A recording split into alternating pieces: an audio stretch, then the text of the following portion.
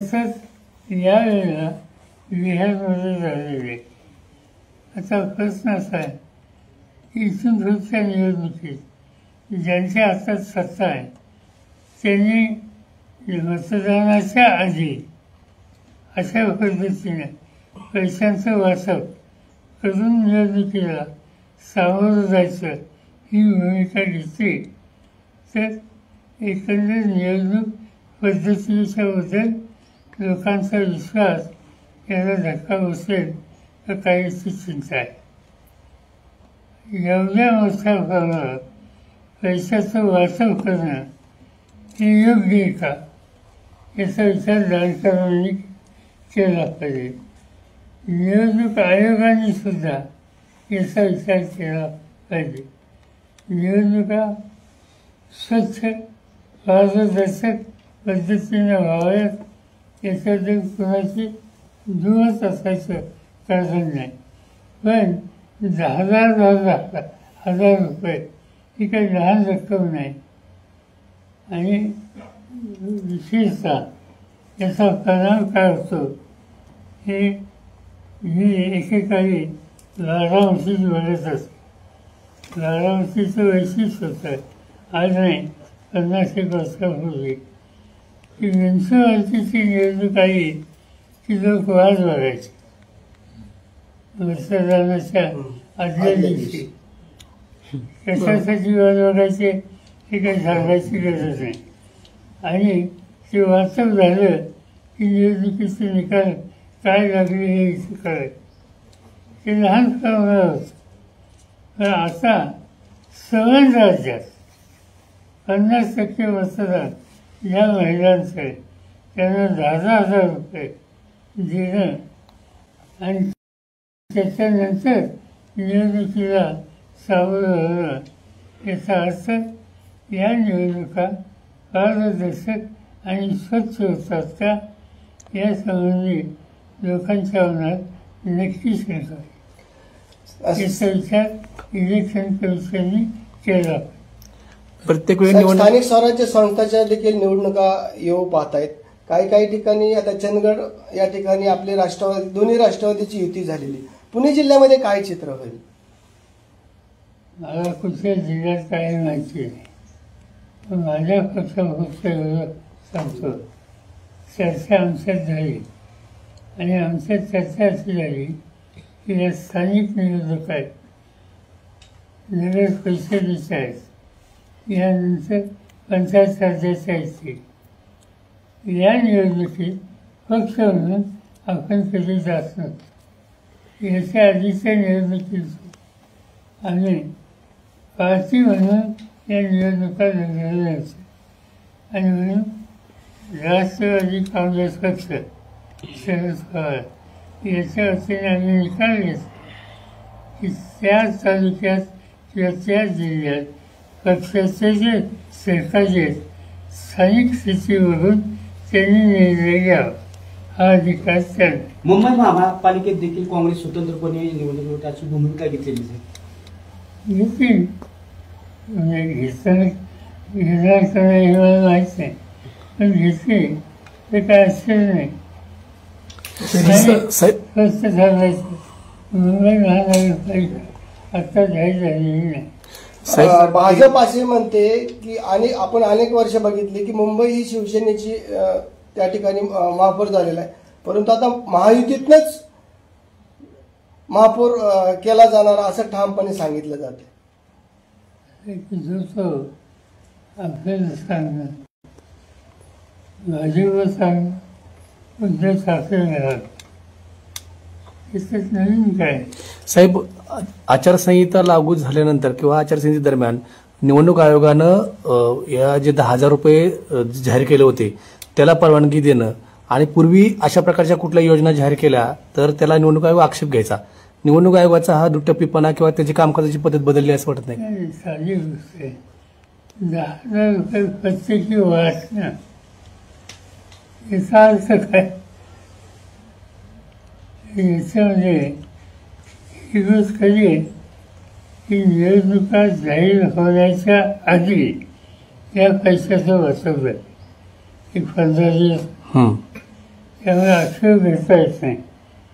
पण ती योग्य आहे का, हा पैसा कुठला, सरकारी खजिन्यात, सरकारी खजिना मतदान करा याच्यासाठी वापरणं, याचा अर्थ सरळ निवडणुका गैरमार्गानं लढायची भूमिका आहे. साहेब, यालाच धरून पुढं कशा पद्धतीने आवाज उठवणं, कारण हे तुम्ही आता असंच म्हणाला होता, कारण महाराष्ट्रामध्ये तेच झालं, बिहारमध्ये देखील ते आगामी निवडणुकीत याला पायबंद बसावं म्हणून आपण काय भूमिका बसून चर्चा करायच लागेल. असं पार्लमेंट सेशन सुरू होईल त्यावेळेला आम्ही दिल्लीमध्ये सगळे आहोत एकत्र बसू, याचा विचार करावा लागेल. साहेब, केळीचे दर खूप मोठ्या प्रमाणावर घसरले, तर शेतीच्या शेतमालाचे दर घसरले, त्याच्याकडे कुणाचंच लक्ष नाही. सगळेजण निवडणुकाच्याच पार्श्वभूमीवर असा आरोप केला जातोय. खरं आहे, म्हणजे लोकांचं लक्ष साहजिकच निवडणुकीकडे असणार, पण केळीचा जो प्रश्न आहे त्याच्याकडे आजच काही लोक मदत बोलले. आणि मी केळी एक्सपोर्ट करणारे या देशात त्यांच्याशी या 2 दिवसात मी संपर्क साधणार आहे आणि एक कायम प्रकारची व्यवस्था करता येईल. मागे एकदा 3-4 वर्षापूर्वी असा प्रश्न आला होता माझ्यापुढं, आणि त्यावेळेला एका मोठ्या एक्सपोर्टरला इथं पाठवलं आणि त्याच्यामार्फत निर्यात केली. आता अनेक लोकांना याच्यात सहभागी करणं याची आवश्यकता आहे.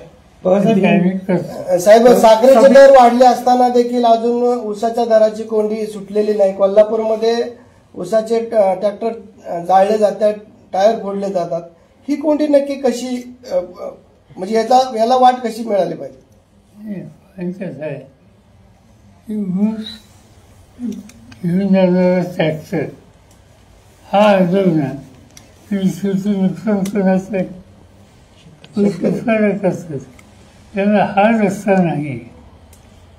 आता झालं आहे काय, याची किंमत वाढून देण्याच्या संबंधीची मागणी जी आहे, तुम्ही किंमत ऊसाची वाढवता आणि साखरेची वाढवत नाही, मग ती द्यायचं कुठं? आणि त्यासाठी लोकांचाच असतो. आणि हा प्रश्न लवकर सोडवा हा आग्रह केंद्र सरकारकडे आम्हाला लोकांचा आहे. सर, एनडीए की बड़ी जीत बिहार में दिख रही है, क्या ख्याल है आपका? एनडीए की बड़ी जीत बिहार में दिख रही है. भारी है, एक तो इसका स्वीकार करना पड़ेगा कि उनको बहुत अच्छा समर्थन लोगों ने दिया है. मगर आज के अखबार में सभी जगह पर न्यूज आई है कि उन्होंने महिला को 10,000 रुपये का जो बछवाड़ा किया, इसका ये रिजल्ट है. एंटायर इलेक्शन में एंटायर यूनियन कम्युनिस्ट उनको 10,000 रुपये डिस्ट्रीब्यूट करना चुनाव से पहले, ये एक तरह का करप्शन है और वो वहाँ सरकार ने किया है. इसका रिजल्ट उनको मिला है, तो हम स्वीकार करते. महाराष्ट्र में ऐसा हुआ था, लाडकी बहन योजना के नाम पर 1,500 रुपये दिए थे. महाराष्ट्रात तेच झालं होतं. त्याचे परिणाम आम्ही भोगलेत. हिंदी में सर. नहीं, महाराष्ट्र में यही हुआ इस इलेक्शन में. इसी तरह महाराष्ट्र का चुनाव आने से पहले कुछ 1,500 रुपये दिए थे. महाराष्ट्र तेच झालं होतं. त्याचे परिणाम आम्ही भोगलेत. पैसे का डिस्ट्रीब्यूशन किया और इसका इम्पैक्ट इलेक्शन को सर, हर चुनाव पैसे बांट के होगा तो इसकी विपक्ष रोक होना चाहिए. इसको विपक्ष क्या करेंगे? क्या विपक्ष हमने कुछ तय किया है, ऐसा नहीं है, क्योंकि इलेक्शन का रिजल्ट कल शाम को आया है. मगर ये बात हम नज़रअंदाज नहीं कर सकते और इसीलिए पार्लियामेंट का सेशन शुरू हो जाएगा कुछ दिनों में, तब अपोजिशन के रिपब्लिकन लीडर इनकी मीटिंग हम लोग बुलाएंगे या कोई किसी ने बुलाई तो हम शामिल होंगे और इसके बारे में हम डिस्कस करेंगे। ये बात इतनी सिंपल नहीं है। गवर्नमेंट जिसके हाथ में ये अधिकार का इस्तेमाल पैसे डिस्ट्रीब्यूशन करने में करना और entire election system corrupt line पर ले जाना, ये स्थिति हो सकती है तो हम नजरअंदाज नहीं कर सकते। सर वोट चोरी हम बैठेंगे, इस पर डिस्कस करेंगे और कुछ न कुछ तय करेंगे। चुनाव होने के बाद 2-3 महीने ये स्कीम चालू रहती, बाद में ये योजना बंद होती। ये चुनाव होने से पहले होती है, बाद में नहीं। बात नहीं। सर के बारे SIR के बारे में सर आपका क्या कहना है जो बिहार में? मुझे लगता है कि अभी इसमें ध्यान देने की कोई आवश्यकता नहीं। इशू एक ही है, 10,000। सर वोट चोरी का आरोप जो हो रहा था वो वहां पर फेल हुआ है, ऐसा लगता है आपको? महाराष्ट्र में भी उन्होंने कहा कि इलेक्शन ये 50% महिलाओं को जो वोटर है उनको पैसे का वसूल किया, वही सर खरं तर मोदींनी काल भाषण केलं पंतप्रधान नरेंद्र मोदी, त्याच्यामध्ये असं म्हटलं की निवडणूक आयोगाचा आभार त्यांनी खूप चांगला काम केलं. कसं बघताय हे सगळं? असं म्हणजे मी भाषण त्यांचं ऐकलं. आता हे पैसे वाचतायत वगैरे या सगळ्याकडे निवडणूक आयोगानं बघ्याची भूमिका घेतली, याचा आनंद ज्याला लाभ झाला असेल त्याला होणारच. साहेब, चिन्हाच्या बाबतीत प्रत्येक वेळेस तारीख वाढवून दिली जाते, परंतु निकाल मात्र लागत नाही. आता 1 वर्षाने लागेल असं सांगितलं आता जातंय. पुढच्या जानेवारीतली मुदत दिलेली आहे शिवसेनेला चिन्हाची सुनावणी संदर्भात. एक सगळं त्यांचा अन्याय आहे, त्यांचं कायदेशीर जी मागणी आहे ती जितका उशीर होईल तेवढा त्या पक्षावर त्याची झळ बसते. 1, 2, 3 दिवसाचं हिरिंग आहे, तिसऱ्यांदा हे पूर्ण करेल. त्याचा अर्थ ज्युडिशियरीबद्दल आपण भाष्य करू शकत नाही, पण दिसतंय ते ठीक नाही. पिपाणी चिन्हामुळे आपल्याला आपल्या पक्षाला फटका बसला होता. पिपाणी चिन्ह आता गोठवलेलं आहे. कितपत पुढे फायदा होईल या आपल्या तुतारी चिन्ह? फायदा होईल, कारण आम्ही जो स्टडी केला होता पिपाणी आणि तुतारी, याच्यावर आमच्या अनेक जागा सरकारच्या आल्या. मी महाराष्ट्राच्या निवडणूक आयोगाचा आभार मानतो की त्यांनी आमची जी तक्रार आहे तिचा स्वीकार केला आणि त्याच्यात दुरुस्ती. सर, अतिवृष्टी आणि पूरग्रस्त जे शेतकरी झाले होते मे महिन्यातली देखील शेतकऱ्यांना अजून मदत मिळाली नाही. सरकारने आज पुन्हा निर्णय घेतलेला आहे की माती आणि मुरुम शेतकऱ्यांना मोफत देण्यात येईल, परंतु मे महिन्यातल्या शेतकऱ्यांना देखील मदत नाही, फक्त घोषणा होत आहेत. आज माझ्याकडे सकाळी सोलापूरच्या भागात शेतकरी आले, त्यांनी जिहार निघालाय माती फक्त घ्यायची कुठं, माती आणायची कुठं, दुसऱ्याच्या शेतात कोण आला पाहिजे. आणि त्यामुळे त्याच्यात काय अर्थ नाही.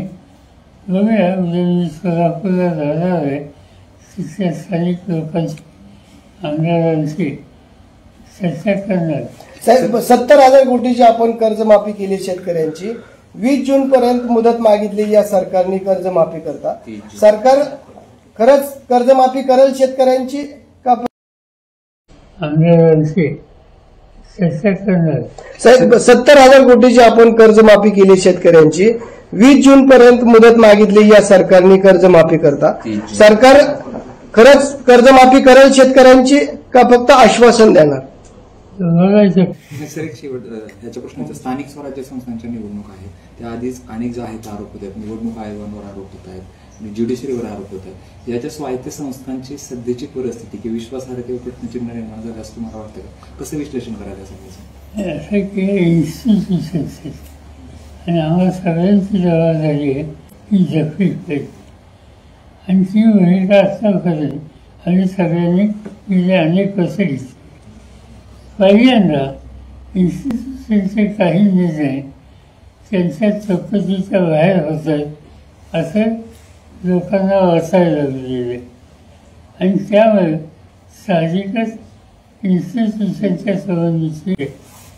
पण तरी याही त्यांनी दर्शन केली पाहिजेत आणि आम्ही लोकांनी तिथं राजकारणाचा कामा आहे. या जगल्या पाहिजेत, त्याचं स्वायत्तता ही शिकवली पाहिजे.